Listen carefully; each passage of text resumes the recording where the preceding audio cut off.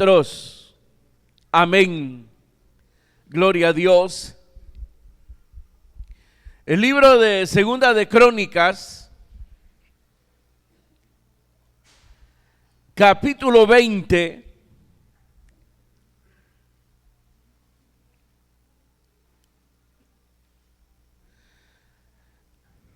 Segunda de Crónicas, capítulo 20, verso 31 en adelante, dice la palabra del Señor: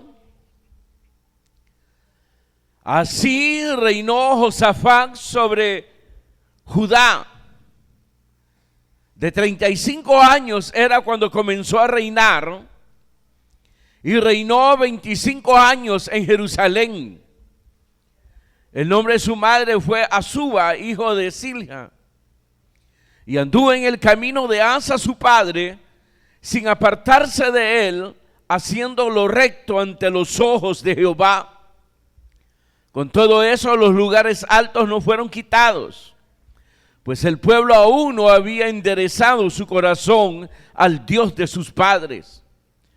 Los demás hechos de Josafat, primeros y postreros, y aquí están escritos en las palabras de Jehú, hijo de Hanani, del cual se hace mención en el libro de los reyes de Israel. Pasadas estas cosas, Josafat, rey de Judá, trabó amistad con Ocosías, rey de Israel, el cual era dado a la impiedad, e hizo con él compañía para construir naves que fuesen a Tarsis. Y construyeron las naves en Esión-Geber. Entonces Eliezer, hijo de Dodaba, de Maresa, profetizó contra Josafat diciendo: por cuanto has hecho compañía con Ocosías, Jehová destruirá tus obras. Y las naves se rompieron y no pudieron ir a Tarsis. Amén. Gloria a Dios. Pueden sentarse, hermanos.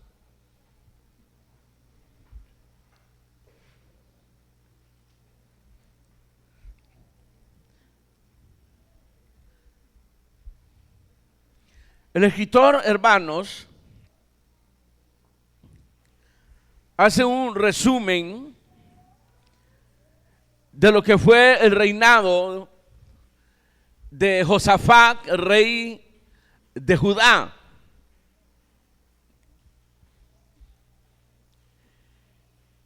Y llama la atención a dos detalles, hermanos, que pienso que contribuirán para la edificación de nuestras vidas.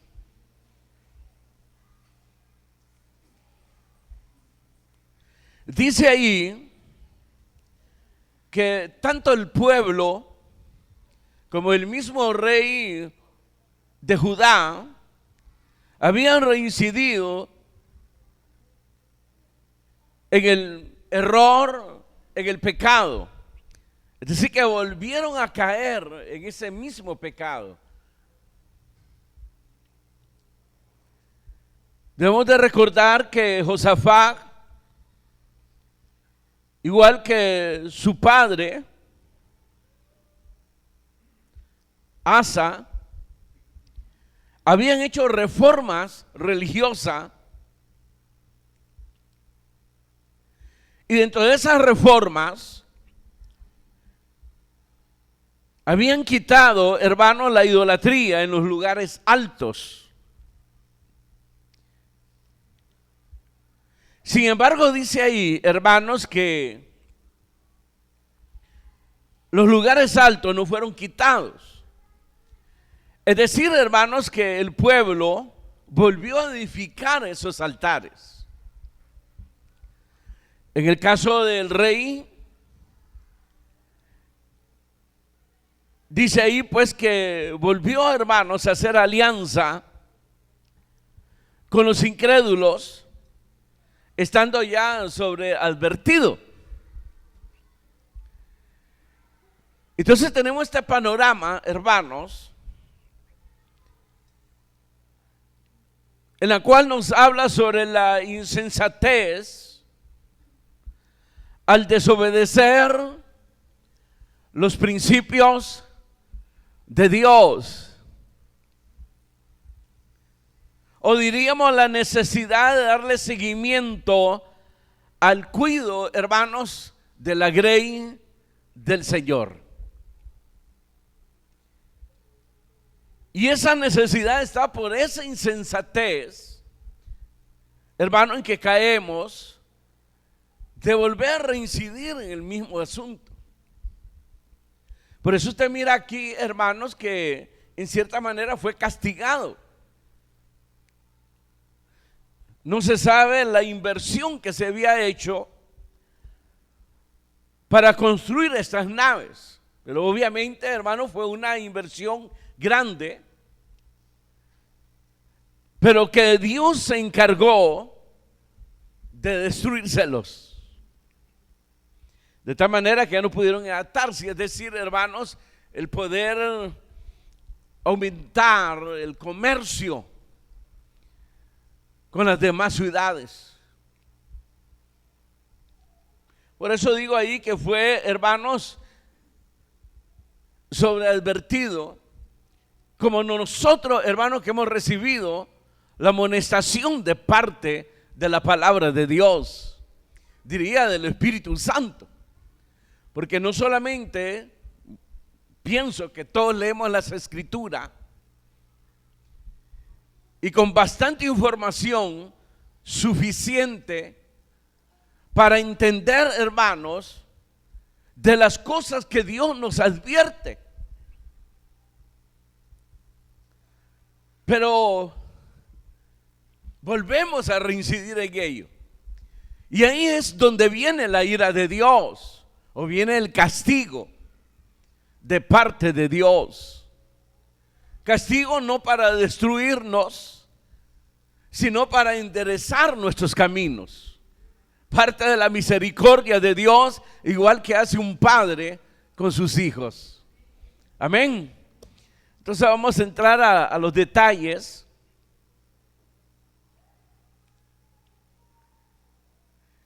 Dice el verso 31 que reinó Josafat sobre Judá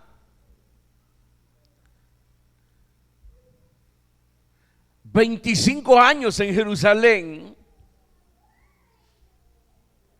Y el verso 32 dice que anduvo en el camino de Asa su padre, sin apartarse de él, haciendo lo recto ante los ojos de Jehová. Es decir, que hizo lo que es correcto.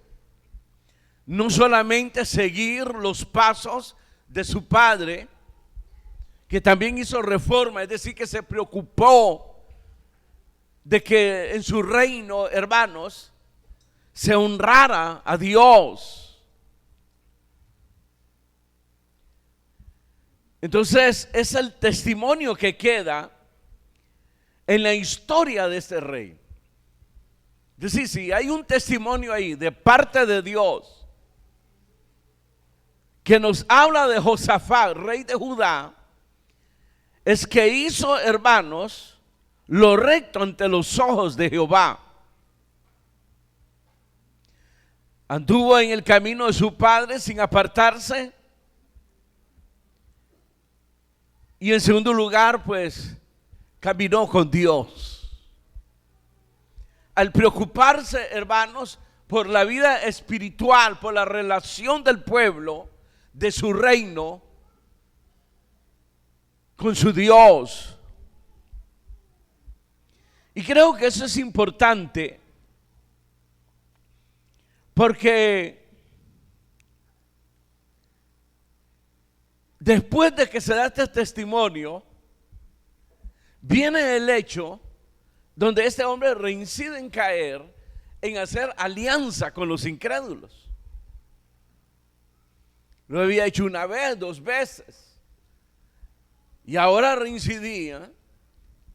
En la segunda vez, hermanos, ahí se le profetizó que en su generación, hermano, la iban a pasar mal, y que él no había sido castigado por Dios porque él había hecho lo recto ante Dios. Hacer lo recto ante Dios es la obediencia, es, hermanos, tener en el corazón de honrar siempre a Dios.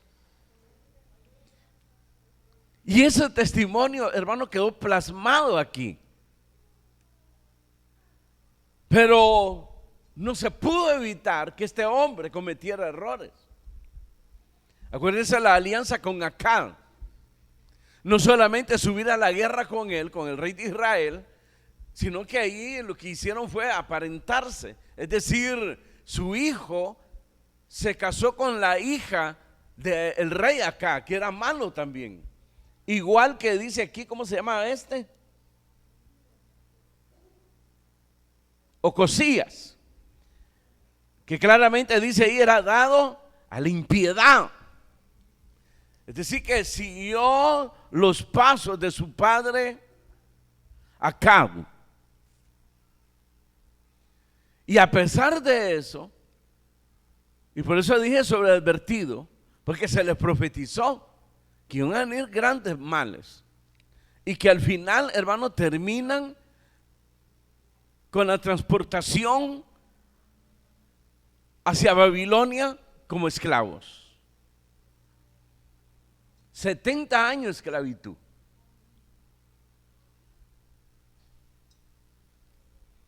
Y creo que esto es bien importante, porque si bien es cierto, todos cometemos errores, pero cuando ya se reincide, debemos de preocuparnos, porque entonces Dios va a tomar, como dicen, carta en el asunto.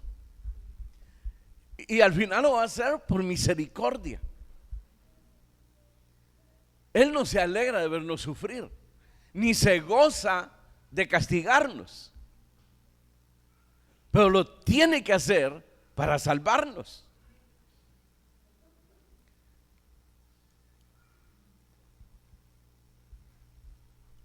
Ahora, hermanos, en el verso 35, pasadas estas cosas, Josafat, rey de Judá, trabó amistad con Ocosías, rey de Israel, el cual era dado a la impiedad, e hizo con él compañía para construir naves que fuesen a Tarsis. Construyeron las naves, dice ahí. Entonces Eliezer, dice ahí, profetizó contra Josafat diciendo: por cuanto has hecho compañía con Ocosías, Jehová destruirá tus obras. Y las naves se rompieron y no pudieron ir a Tarsis.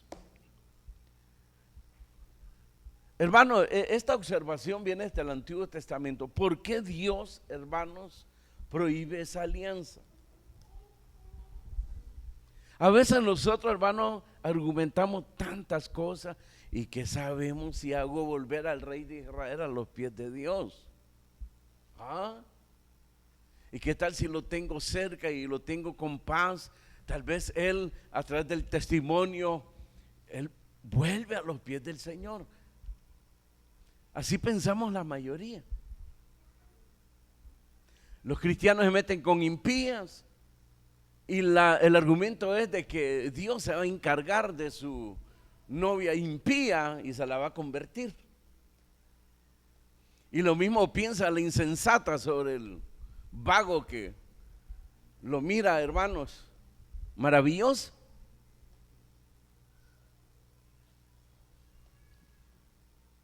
Eso es como pretender ayudar a Dios. Y eso es precisamente caer en desobediencia a Dios.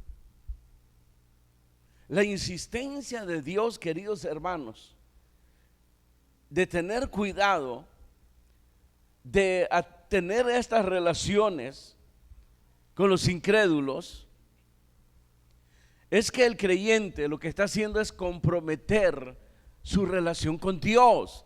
En otras palabras, está atentando, está poniendo en peligro su relación con Dios. Aunque él diga que no, hermano, yo tengo temor de Dios, yo estoy bien firme y mis pasos son seguros. No. Miren lo que pasó con Josafat. Josafat lo usó acá. Y a no haber sido por la misericordia de Dios, acuérdense lo que hizo acá, hermanos, cuando lo llevó a la guerra. Acá se disfrazó como un soldado más y dejó, hermano, con la vestimenta del rey a Josafat. De tal manera que cuando el enemigo vio a Josafat, pensaron que él era Acán. Pero Dios en su misericordia no permitió que le hicieran daño. Eso es distinto. Usted tiene que entender, hacer alianzas con los incrédulos. ¿Qué es lo que dice Pablo a los Corintios? ¿Lo quiere leer conmigo? Segunda de Corintios capítulo 6. ¿Qué dice? El verso 14. No os unáis, dice ahí, verso 14, en yugo desigual con los incrédulos, porque qué compañerismo tiene la justicia con la injusticia, y qué comunión la luz de las tinieblas, y qué concordia Cristo con Belial, o qué parte el creyente con el incrédulo, y qué acuerdo hay entre el templo de Dios y los ídolos. Es decir, es una relación extraña, donde te estás exponiendo, donde estás atentando contra tu propia vida espiritual, tu relación con Dios, los principios de Dios. Te va a apartar de Dios. Aunque tú diste ese paso ya, porque estás sobreadvertido. Esto tú no lo ignoras. Sin embargo, lo haces, insistes y buscas en la misma palabra de Dios el pretender justificar eso. Ese es el problema. Usted puede decir, pero ahí se habla de reyes que recibieron madera. David recibió todas las cosas para edificar el templo de los reyes. Sí, los había sometido. Era un reconocimiento de los reyes a la autoridad de David, porque David vino a ser rey de reyes, igual que Salomón. Eso es distinto, porque le pagaban tributo. Y al ver que era un rey, hermano, que aunque los había sometido, pero no era de aquellos, hermanos, que se iba a pasar en los tributos. Entonces habían reyes que se agradaban de ese rey. Eso es distinto. Josafat sometió a otros reyes, sí, pero no a Acán. Fue Acán el que se aprovechó precisamente de su relación para pretenderlo arrastrar. Por eso vemos en el pueblo sufriendo la idolatría. Cuando habla, hermanos, de los lugares altos, está hablando de los lugares, hermanos, que colindan con el reino de Israel. Y por eso el pueblo volvía otra vez a caer en la idolatría. Y al final, hermanos, fueron castigados todos, llevados a la cautividad, a Babilonia, 70 años. Yo he buscado ahí si el arca de Jehová regresó, pero he leído varios libros ya, estoy leyendo Esdras, y no se mira que el arca haya regresado después de los 70 años, que representaba la gloria de Dios. Y Jesús mismo profetizó diciendo que la casa había quedado desierta. Es decir, que la estructura gloriosa que se miraba del templo solamente era un cascarón. Pero lo más importante ya no estaba ahí adentro, la gloria de Jehová. Es decir, la advertencia de Dios es parte del cuidado de Dios que tiene de nosotros por amor. Pero sin embargo no hacemos caso. Igual que a Josafat, Fue un buen rey. Yo lo miro parecido al rey David. Fue un buen rey. Y el testimonio ahí está. Hizo lo recto ante los ojos de Jehová. No se apartó de los caminos, hermanos, de su padre, Asa, otro rey bueno. Pero él tenía este problema, la desobediencia aquí. ¿Cuántos de nosotros somos llamados a cuidar nuestros pensamientos, nuestros corazones? Y cuidarlos con los hermanos y no lo hacemos.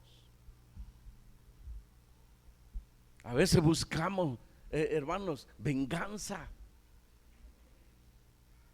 Todo eso es hacer alianza con las intenciones de la carne. La Escritura dice, no andéis en la carne, así es que dice, sino en el Espíritu.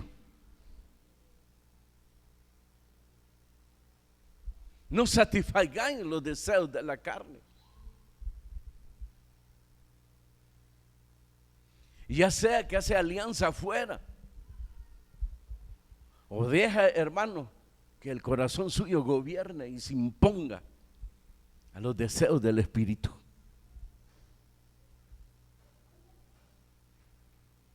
Amén. Es decir, esto viene desde el Antiguo Testamento. En Moisés se estableció todo ello para que el pueblo fuese único, y al ser único fuese especial entre todas las naciones, fuese una gran nación como lo fueron.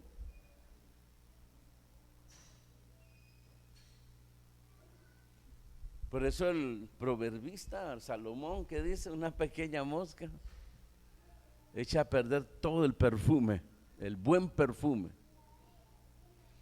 Una pequeña mosca. Imagínense. No debemos de sobreestimar, sino que estamos sobreadvertidos también nosotros de cuidarnos. No está en vano las advertencias de Dios. Y no justifique diciendo, si al final Jehová es amor, Dios es amor. Claro que sí, pero también es fuego consumidor. Y también dice que no tendrá por inocente al culpable. Esa es la lección que podemos tomar de aquí. Un buen rey, sí, pero por ser buen rey no le dejó pasar cosas el Señor a Josafat, ni a David ni a nadie. Porque muchos creen que a David el Señor le dejó pasar muchas cosas. No, hermano. Le jalaba la cuerda. Ahí está el libro de los Salmos donde sufría David. Porque él decía, hago bienes y soy castigado todo el tiempo. Pero ¿dónde no iba a ser castigado?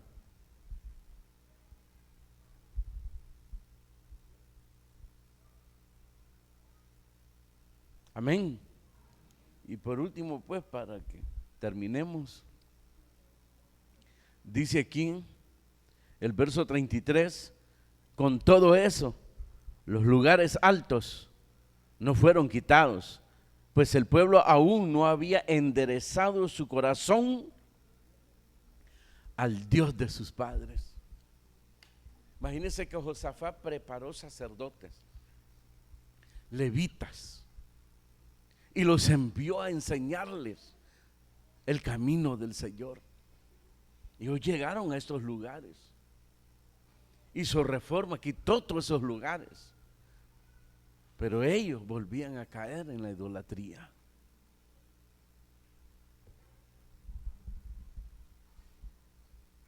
Porque su corazón, hermanos, dice que no se había enderezado hacia Dios, no se habían convertido.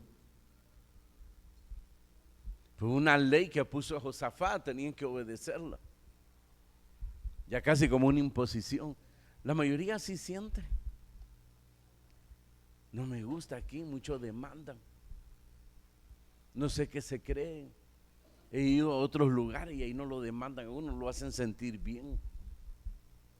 Ya casi como acá, diciéndole a Josafat, tengo estos profetas y me tratan bien. Pero el otro, ese no me quiere. Porque Josafat le dice, mándalo a llamar. Es que ese no me quiere, me trata mal. Y no lo he matado porque ni lo he castigado. Se aprovecha de mi piedad, de mi buen corazón. Pero porque tú lo pides, Josafat, lo voy a mandar a traer. Y tú mismo sé testigo. Y llega el profeta, usted ya conoce la historia. Y viene el rey y le demanda, dime, ¿qué dice Jehová? Jehová dice, que suba, que te vaya bien, papito, le dice. Váyase, suba, haz lo que quieras. Igual que ustedes. No, quiero la verdad. Es que son tan sinvergüenza y degenerados que todavía reclaman y demandan que le digan la verdad. Ah, ¿quieres la verdad? Mira, papito, mejor quédate ahí. Y tus soldaditos, mándalos a preparar la tierra. Los recién casados que vayan y atiendan a sus mujeres. Porque Jehová no subirá con ustedes. ¿Te das cuenta, Josafat? ¿Te das cuenta? No me quiere. Así sienten la mayoría. Quieren que les mientan, que les hagan sentir bien.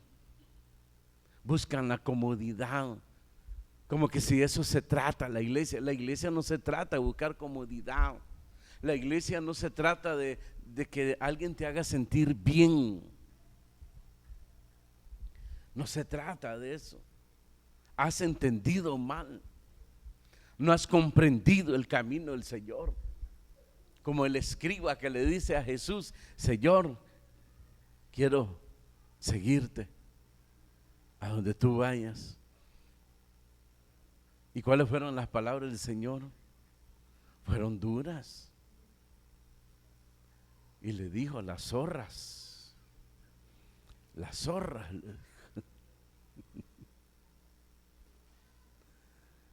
tienen sus cuevas, las aves tienen su nido, pero el Hijo del Hombre no tiene donde recostar su cabeza. ¿Lo habrá seguido después de este hombre? Yo creo que no. No.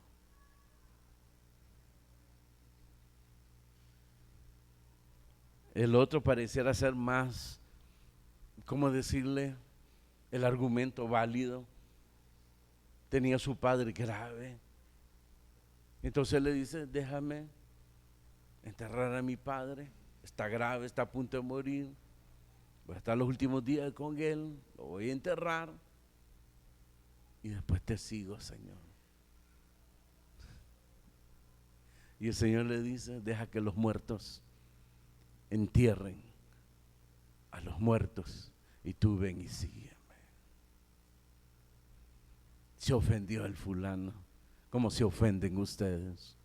Eso es lo que no me gusta. Todo estaba bonito, pero ahí lo ofenden a uno. No dicen cosas bonitas como en otro lado, que ya les dicen princesa, reinas, mujeres valientes, mujeres esforzadas, príncipes, hijo del gran rey, joven, corazón valiente. Y todo el mundo como que les dan cuerda y agarran la vara, hermano, y se extravían más porque lo que hacen es engrosar el corazón.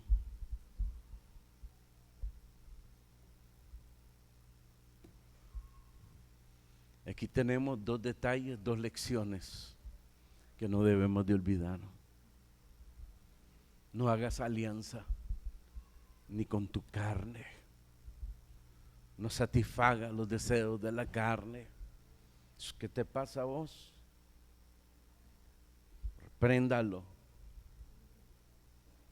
Desde lo más pequeño, insignificante que tú puedes, hasta lo más grande. ¿Qué te pasa? ¿Por qué no quieres entrar en las cosas del Espíritu? En la relación con Dios. ¿Por qué te opones? ¿Ah?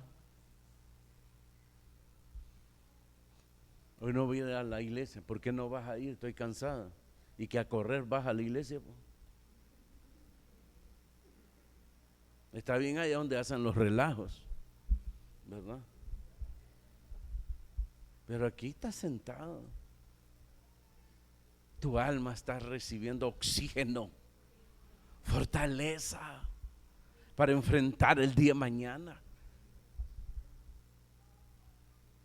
Entonces, ¿qué te pasa?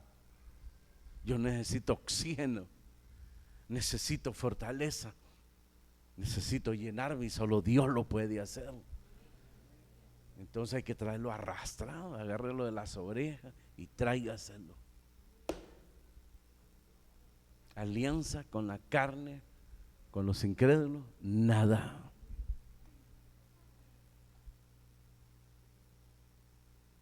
Para que nos vaya bien. Esa es la lección. Y lo segundo es la idolatría. La idolatría. La idolatría es todo aquello que viene a sustituir a Dios, la palabra de Dios, las instrucciones de Dios. Esa es idolatría. Porque no obedeces porque estás pegado a algo. Y que son precisamente la concupiscencia de la carne. Dos lecciones que nos deja, hermanos, la vida de este hombre. Ese es, hermanos, el testimonio del rey de Judá, un buen rey que no se apartó de los caminos de su padre y que procuró siempre honrar a Dios y que se honrara a Dios en su reino. Por eso invitaba a los de Israel, a los israelitas, que si se querían pasar a su reino, pero eso sí, a honrar a Dios. Porque entonces ellos iban a ser de bendición para su pueblo, el reino del norte, que así se le llamaba al rey de Israel, el reino de Israel, cuando se dividieron. Y por eso al final usted se dará cuenta que los que regresaron, hermanos, después de la esclavitud, fueron precisamente los de Judá, de ahí donde vienen judíos. Aquí eran conocidos como los hebreos. Después de hebreos fueron conocidos como israelitas. Y después que regresaron, se les conoce como judíos. Porque solo ellos regresaron. De Israel, que fueron llevados, transportados a la esclavitud, fueron por los sirios. Fueron los primeros que fueron llevados esclavos. Pero cuando quedaron libres, fueron pocos los que regresaron. La mayoría se expandió por toda Europa. Por eso usted va a escuchar a Pablo, hermanos, que iba a la sinagoga de cada ciudad gentil que iba. En Portugal, que era Asia Menor, así se le conocía, donde estaban las 7 iglesias del Señor. Ahí habían sinagogas. En Roma. Y habla también de pretender ir, pero ya no pudo ir a España. Se dice, hermanos, los científicos, que el 80% de la sangre española llevan del pueblo hebreo. Eso es lo que dicen los, ¿verdad? Porque estamos hablando desde cuándo, desde antes de Cristo. Por eso Pablo decía, ahí hay gente de Dios, ahí hay pueblo de Dios. Él quería ir a España, pero ya no fue. Pero otros se encargaron de llevar ahí el evangelio a España.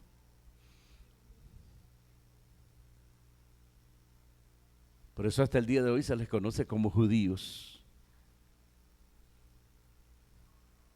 Pero la lección quedó aquí plasmada. Pero en medio de este desastre quedó también plasmado aquí el testimonio de este rey bueno. Buen rey. Y tan bueno que Dios no quiso que se perdiera y por eso no le dejaba pasar sus errores. Lo castigaba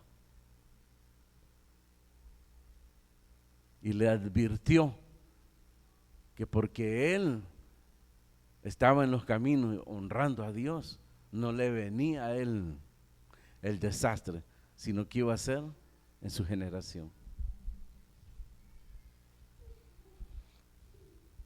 Porque fue un rey bueno. Quiera Dios que usted encuentre su testimonio a través de la palabra.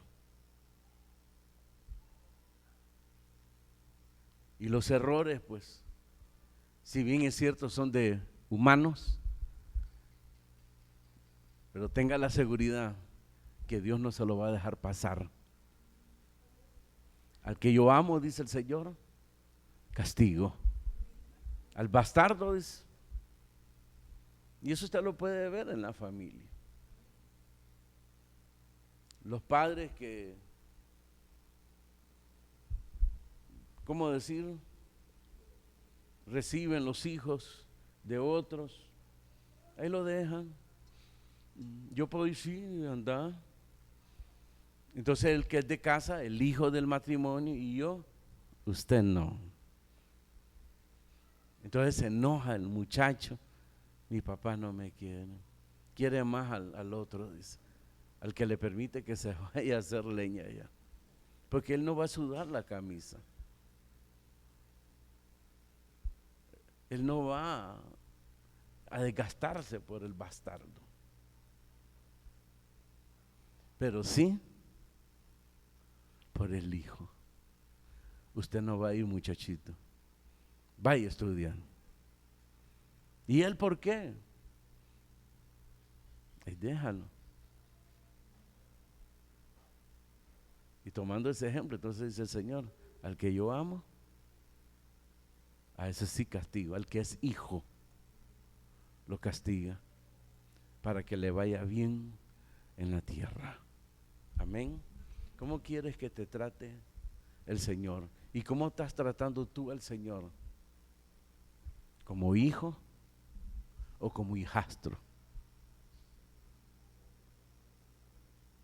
¿Cómo lo estás tratando? Y estoy seguro que todos queremos que Dios nos trate como su hijo,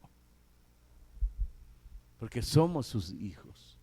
Fuimos adoptados, injertados en el verdadero olivo, dice la Escritura. Venimos a ser hijos de Abraham, el padre de la fe. Amén. Cierra tus ojos.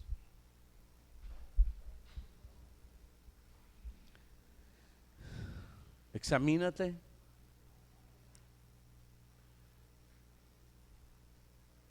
Examínate. Y hazlo de acuerdo a los principios de Dios, que has venido rehusando, desobedeciendo, porque no te gusta, porque no estás de acuerdo, y no has entendido que no se trata de gustos, no se trata de comodidad, de sentirte bien, sino que se trata de obediencia. Así es honrado Dios, y los que me honran, yo los voy a honrar, dice el Señor. Queremos ser honrados como fueron estos hombres, pero no queremos pagar el precio. Todo lo contrario, lo despreciamos. Y todavía pretendemos que nos vaya bien.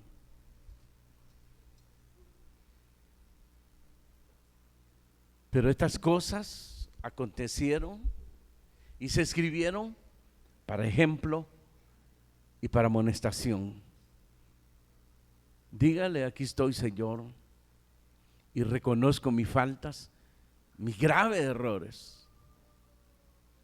Ayúdame a honrarte como es debido.